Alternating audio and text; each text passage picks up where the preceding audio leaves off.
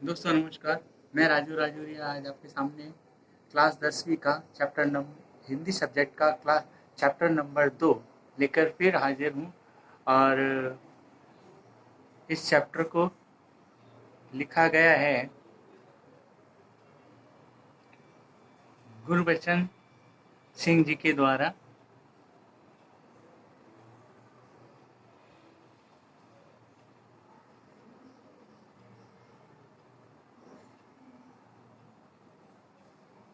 सुप्रसिद्ध कहानीकार गुरबचन सिंह जी ने साहित्य के अनेक क्षेत्रों में मुक्त लेखन किया है। आपकी भाषा सरल और प्रभावी रही है, इसकी वजह से आपका साहित्य रोचक बन पड़ा है। गद्य संबंधी प्रस्तुत संवादात्मक कहानी में कहानीकार ने दिए गए वचन के प्रति जिम्मेदारी और प्राणी मात्र के प्रति दया की भावना व्यक्त करते हुए पशु प्रेम दर्शाया है। लेखक का कहना है कि अनुपयोगी हो जाने पर भी प्राणियों का पालन पोषण करना ही मानवता है। उस दिन लड़के ने टैश में आकर लक्ष्मी की पीठ पर 4 डंडे बरसाए थे।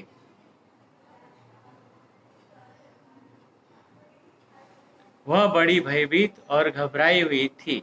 जो भी उसके पास जाता सिर हिला उसे मारने की कोशिश करती या फिर उछलती कूदती गले की रस्सी तोड़कर खूंटे से आजाद होने का प्रयास करती। करामत अली इधर 2-4 दिनों से बीमार था, लेकिन जब उसने यह सुना कि रहमान ने गाय की पीठ पर डंडे बरसाए तो उसे रहा नहीं गया।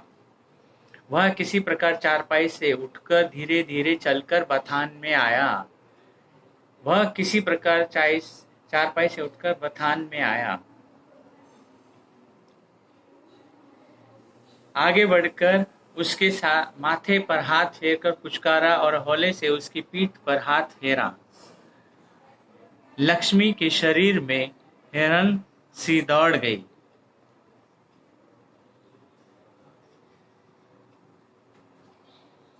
ओहो, कमबख्त ने कितनी बेदर्दी से पीटा है।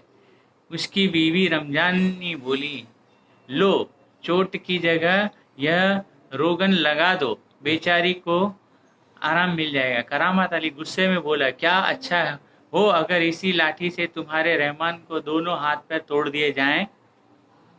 कहीं इस तरह पीटा जाता है? रमजानी बोली, लक्ष्मी ने आज भी दूध नहीं दिया तो उसकी सजा इसे लाठियों से दी गई। रहमान से गलती हो गई, इसे वह भी कबूलता है।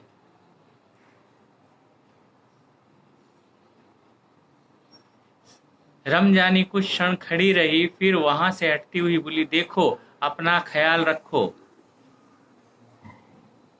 पांव इधर उधर गया तो कमर सिकवाते रहोगे। करामत अली ने फिर प्यार से लक्ष्मी की पीठ सहलाई।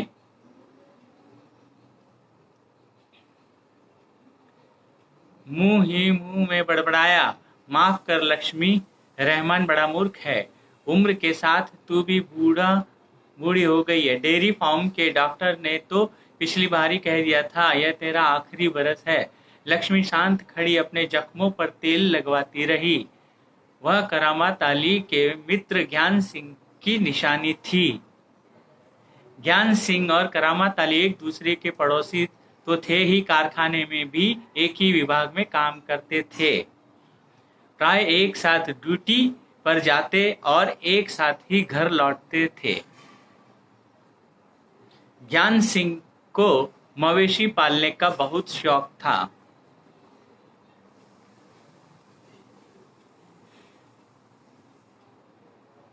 प्राय उसके घर के दरवाजे पर भैंस या गाय बंधी रहती थी। 3 बरस पहले उसने एक जर्सी गाय खरीदी थी। उसका नाम उसने लक्ष्मी रखा था।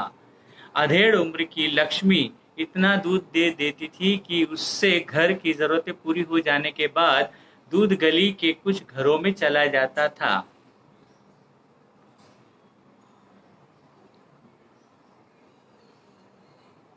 दूध बेचना ज्ञान सिंह का धंधा नहीं था। केवल गाय को चारा और दर्रा देने के लिए कुछ पैसे जुटा लेता था।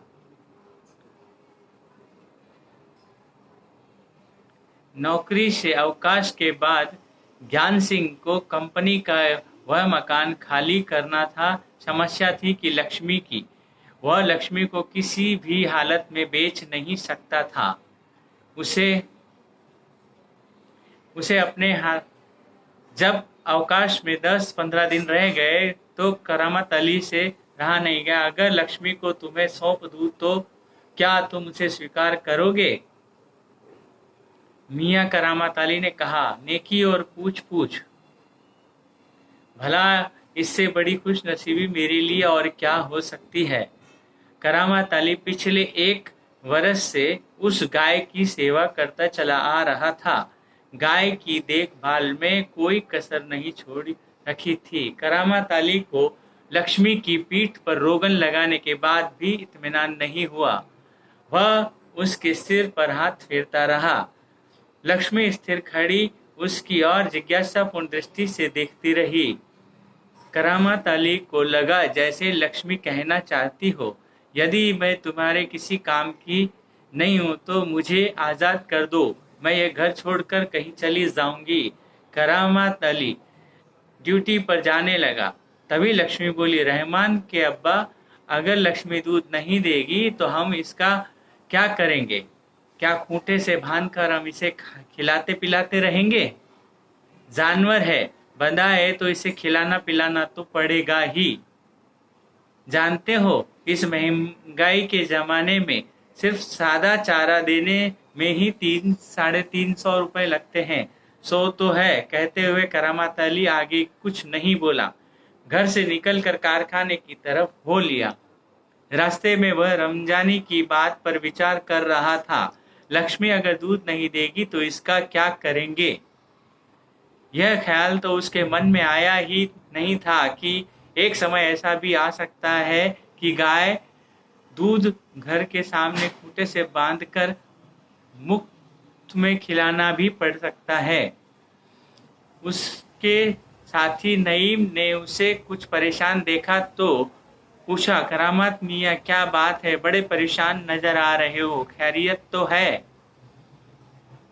ऐसी कोई विशेष बात नहीं है, कुछ तो होगा। क्या बताऊं, गाय ने दूध देना बंद कर दिया है, बूढ़ी हो गई है, बैठकर खिलाना पड़ेगा और इस जमाने में गाय भैंस पालने का खर्चा, इसमें परेशान होने की क्या जरूरत है, गाय बेच दीजिए। करामत अली ने होका भरते हुए कहा, हाँ, परेशानी से छुटकारा पाया जा सकता है।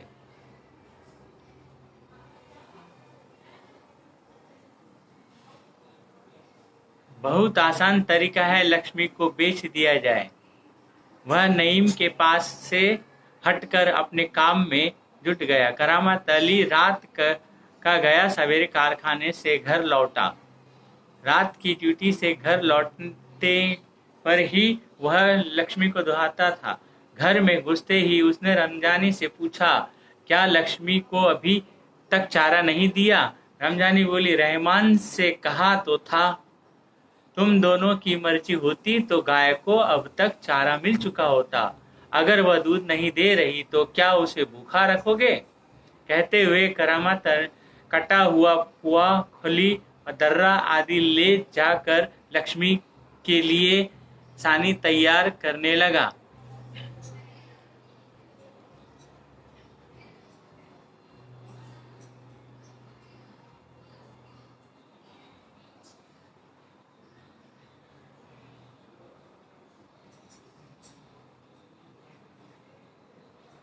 लक्ष्मी उतावली सी तैयार हो रही सानी में मुंह मारने लगी।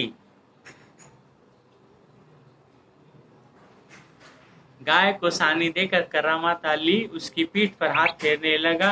रोगन ने अच्छा काम किया था, दाग कुछ हल्के पड़ गए थे। 10-15 दिनों से यूं ही चल रहा था। एक दिन जब करामत अली ने पुआल लाने के लिए रमजानी से पैसे मांगे तो वह बोली, मैं क्या करूं? पहले तो गाय दूध देती थी वो बिक्री करते थे, उसमें से दे देती थी। अब कहाँ से दूं? लो, यह राशन के लिए कुछ रुपए रखे थे। कहते हुए रमजानी ने संदूकी में से 20 का एक नोट निकाल कर उसे थमाते हुए कहा, इससे लक्ष्मी का राशन ले आओ। ठीक है, इससे लक्ष्मी के 2-4 दिन निकल जाएंगे। आखिर इसी तरह कब तक चलेगा? रमजानी दुखी होकर बोली, तुम इसे खुला छोड़कर आजमा कर देख लो। कहते हो तो ऐसा करके देख लेंगे। दूसरे दिन रहमान सवेरे उठा। 9 बजे के करीब लक्ष्मी को इलाके से बाहर जहां नाला बहता था, जहां झाड़ झंखाड़ और कहीं धूप के कारण जमीन हरी नजर आ रही थी, छोड़ आया ताकि वह घास इत्यादि खाकर अपना कुछ पेट भर ले।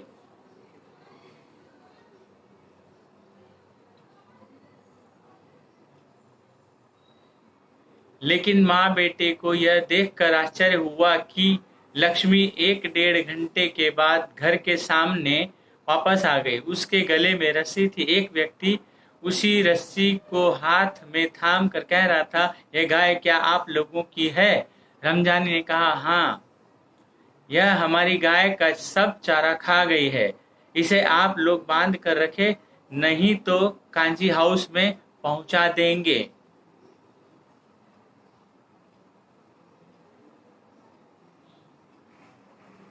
रमजानी चुप खड़ी आगंतुक की बातें सुनती रही।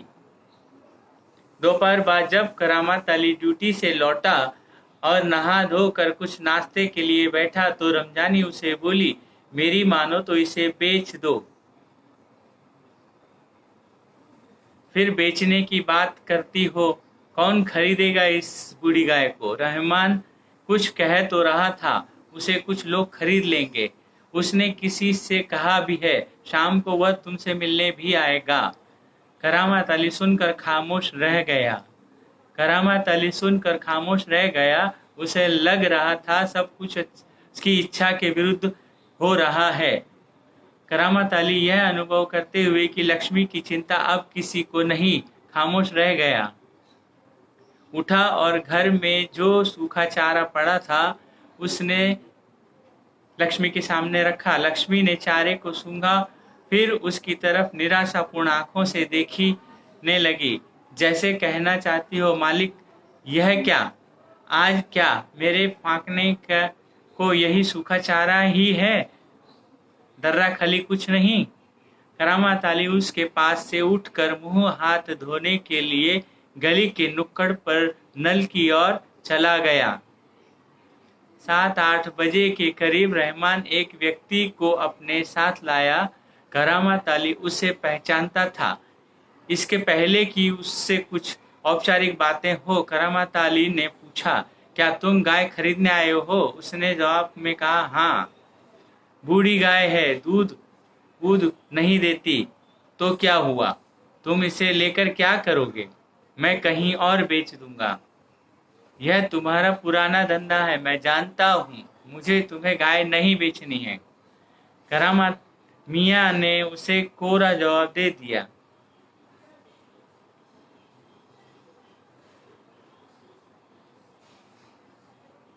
रमजानी करामत के चेहरे के भाव भांपती हुई बोली, क्या यह भी कोई तरीका है? आने वाले को खड़े खड़े दुत्कार कर भगा दो। तुम जानती हो वह कौन था? करामत अली ने कटु स्वर में कहा, वह लक्ष्मी को ले जाकर वहां बेच आएगा जहां यह टुकड़े टुकड़े होकर बिक जाएगी। मेरे दोस्त ज्ञान सिंह को इसका पता चल गया तो वह मेरे बारे में क्या सोचेगा? उस दिन करामत अली बिना कुछ खाए फिर पिए रात को बिना बिस्तर की चारपाई पर पड़ा रहा। नींद उसकी आंखों से कोसों दूर थी। रात काफी निकल चुकी थी। सवेरे देर तक वह लेटा ही रह गया। कुछ देर बाद करामत अली ने चारपाई छोड़ी, मुंह हाथ धो घर से बाहर निकल पड़ा।